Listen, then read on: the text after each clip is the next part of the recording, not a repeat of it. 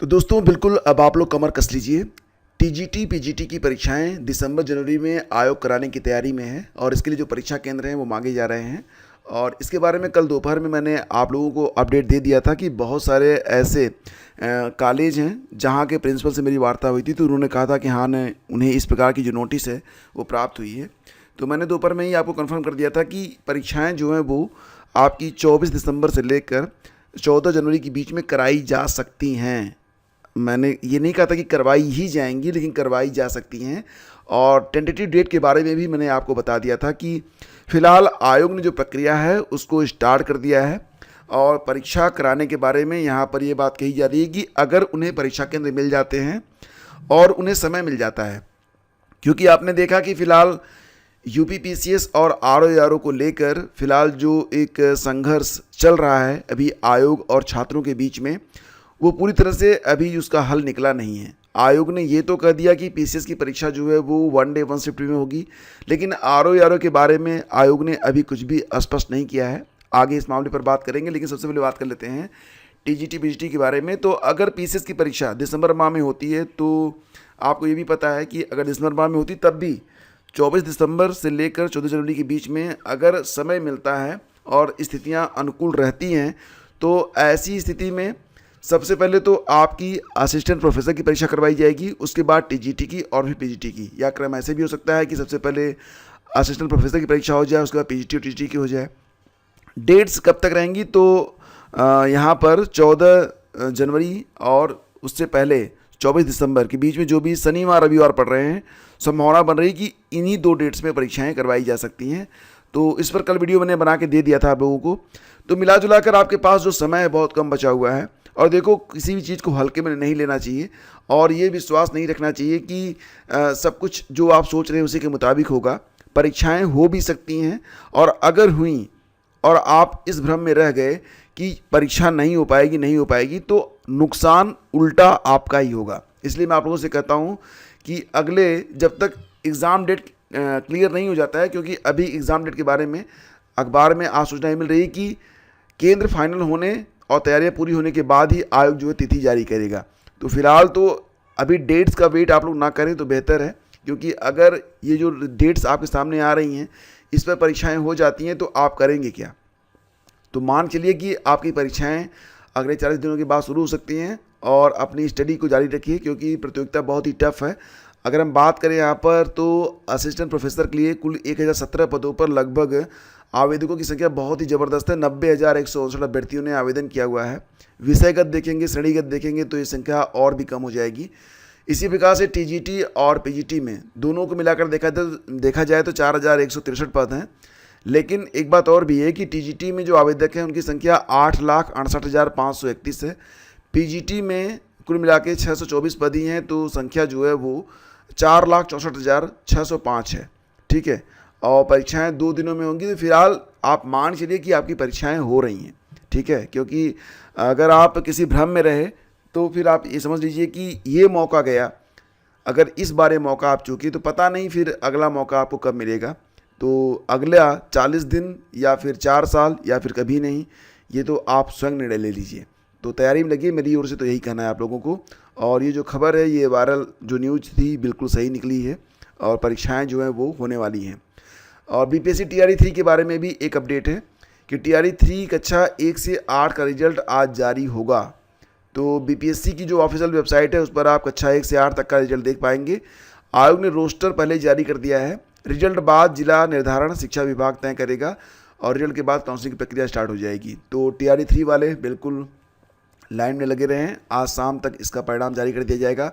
परिणाम जारी होगा तो इसकी जानकारी तुरंत आपको हमारे टेलीग्राम चैनल और व्हाट्सएप ग्रुप दोनों पर दी जाएगी। तो अगर आपने हमारा व्हाट्सएप ग्रुप अभी तक ज्वाइन नहीं किया है तो अभी जाके ज्वाइन कर लें, ये ज़रूरी है आपके लिए। तो लिंक मैं आपको पहले कमेंट में दे रहा हूँ, वहाँ पर जाकर आप देख लीजिए। 69,000 शिक्षक भर्ती में सचिव को तलब किया गया है। तो इस पर देखो, जो अगली सुनवाई है 9 दिसंबर को होगी, लेकिन मामला ये है कि उत्तर प्रदेश में 69,000 सहायक शिक्षक भर्ती मामले में गुरुवार को सुनवाई करते हुए एक अभ्यर्थी की अवमानना याचिका पर इलाहाबाद हाईकोर्ट की लखनऊ बेंच में आदेश दिया गया है कि सचिव बेसिक शिक्षा परिषद याची को 1 अंक देते हुए रिट कोर्ट के आदेश का अनुपालन शपथ पत्र 3 सप्ताह में दाखिल करें। अथवा न्यायालय के समक्ष हाजिर हों। यह आदेश न्यायमूर्ति मनीष कुमार की एकल पीठ ने सुरभि सिंह की अवमानना याचिका पर सुनवाई करते हुए पारित किया है। अदालत ने मामले की अगली सुनवाई के लिए 9 दिसंबर की तारीख निर्धारित की है। और देखो आरओ पर जो अभी गतिरोध है वो बना हुआ है।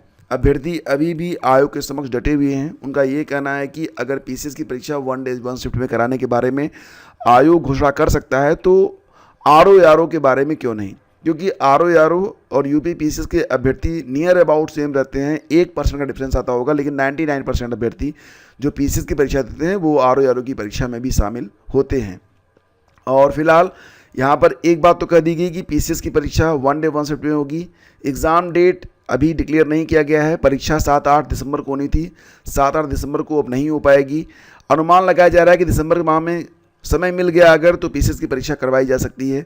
और एक अनुमान ये भी है कि हो सकता है पॉसिबली, मैं गलत भी हो सकता हूँ, लेकिन 22 दिसंबर की एक प्रोबेबल तिथि है यहाँ पर कि 22 दिसंबर को पीसीएस की परीक्षा संभवतः हो सकती है। तो ये बात तो आप लोग बिल्कुल ध्यान में रखिएगा कि अपनी पढ़ाई में बिल्कुल भी आपको ढिलाई नहीं बरतनी है। और दूसरी बात यह कि आरओ पर कमेटी बैठाने के बारे में बात कही गई आयोग के द्वारा। इसी पर अभ्यर्थी जो है बथित हैं। उनका ये कहना है कि आरओ में भी 1 डे 1 शिफ्ट में परीक्षा कराई जानी चाहिए। और जब तक आरओ के लिए भी ये डिक्लेरेशन नहीं आता है कि 1 डे 1 शिफ्ट में परीक्षा होगी, तब तक अभ्यर्थी यहाँ से हटने वाले नहीं हैं। और फिलहाल आज भी अभ्यर्थी जो हैं वो 5वां दिन है जब धरने पर बैठे हुए हैं। उनकी एक ही मांग है कि पीसीएस और आरओ दोनों 1 डे 1 शिफ्ट में होनी चाहिए और एक टेंटेटिव एग्ज़ाम डेट उनको दे दिया जाए ताकि वो स्वतंत्र मन से घर पर जाकर उसी के अनुसार अपनी प्लानिंग कर सकें, अपनी पढ़ाई कर सकें। तो फिलहाल यहाँ पर यही स्थिति है। और आप देखेंगे परीक्षा एक दिन में कराने के निर्णय के बाद आयोग जारी करेगा नई तारीख। तो यहाँ पर देखो जो नोटिस आई थी, आपने देखा ही होगा, नोटिस में ये बात नहीं कही गई है कि पीसीएस की परीक्षा कब होगी।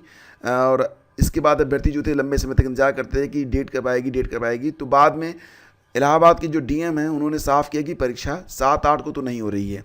अब एग्ज़ाम डेट के बारे में उन्होंने कुछ नहीं बताया, लेकिन ये बता दिया कि 7-8 को परीक्षा नहीं हो रही है। और इसके बाद यहाँ पर जो अभ्यर्थी हैं वो ये मांग कर रहे हैं कि किसी भी स्थिति में आरओ में भी 1 डे 1 शिफ्ट में परीक्षा कराई जाए। भले ही परीक्षा में समय लग जाए, आप 2-3 महीने 4 महीने का समय और ले लीजिए, लेकिन आरओ भी जब हो तो 1 डे 1 शिफ्ट में ही होनी चाहिए। तो फिलहाल इसके बारे में आपने देखा ही है कि कितना गहरा संघर्ष हुआ है। इलाहाबाद के प्रयागराज के जो निवासी हैं उन्होंने कहा कि इतना बड़ा आंदोलन मैंने इसके पहले कभी भी नहीं देखा और एक बहुत बड़ा आंदोलन हो गया। अभ्यर्थी ये भी कर रहे हैं कि बार बार वो धरने में नहीं आ सकते हैं, तो इस बार वो फाइनल करके ही जाएंगे। और जब तक जो है उनके मुताबिक जो है, मतलब उनके मुताबिक क्या, उन्होंने बस यही मांग रखी है कि आरओ में भी 1 डे 1 शिफ्ट के बारे में बात की जाए और दोनों परीक्षाओं के बारे में 1 डे 1 शिफ्ट की मांग कर रहे हैं अभ्यर्थी। और ये भी करें कि एक टेंटेटिव डेट उनको दे दी जाए। और तब तक अभ्यर्थी जो हैं फिलहाल धरने पर जुटे हुए हैं। और इसके बाद आगे बढ़ते हैं। देखो बिहार में लिखित परीक्षा में 1,07,000 अभ्यर्थी जो है ये पीईटी शारीरिक दक्षता परीक्षा के लिए उत्तीर्ण हुए हैं। कुल 1,07,000 अभ्यर्थी परीक्षा में कितने बैठे थे, तो देखो कुल आवेदन आए थे 17,87,720, परीक्षा दिए थे 11,95,101 और अब फिजिकल होगा 1,07,079 अभ्यर्थियों का। तो मतलब ये मिला के देखो कि बिहार पुलिस ने 21,391 सिपाहियों की भर्ती के लिए 1,07,079 अभ्यर्थियों को पीईटी के लिए शॉर्टलिस्ट किया है और रिक्त पदों से 5 गुना अभ्यर्थियों का चयन किया गया है। चयन पर्षद के अनुसार शारीरिक दक्षता परीक्षा के लिए अलग से डेट जो है वो जारी की जाएगी। लिखित परीक्षा में गैर आरक्षित वर्ग के लिए 42,780 सीटें हैं। बाकी आप यहाँ पर देख सकते हैं। इसके बाद देखो ये संशोधन कर दिया गया है एसओपी में, जो 19 जून को जो एसओपी जारी की गई थी उसमें सिर्फ पीसीएस के लिए यहाँ पर थोड़ी सी ढिलाई बरती गई है। कहा गया कि 19 जून 2024 का संदर्भ ग्रहण करने का कष्ट करें और सम्यक विचारों के बाद यह निर्णय लिया गया है कि केवल उत्तर प्रदेश लोक सेवा द्वारा यानी कि यूपीपीएससी के द्वारा पीसीएस परीक्षा जो एक विशिष्ट परीक्षा है के आयोजन हेतु उपरोक्त शासनादेश के प्रस्तर 4.2 और प्रस्तर 5.1 के प्राविधान शिथिल किए जाते हैं, परंतु यह सुनिश्चित किया जाएगा कि परीक्षा केंद्र मुख्य मार्ग पर स्थित संस्थाओं में से ही हों। तो यहाँ पर पीसीएस के लिए ही केवल बात की गई है। आरओ के लिए अभी भी मामला जो है वो संदिग्ध है और अभ्यर्थी चाहते हैं कि आरओ पर भी आयोग निर्णय ले।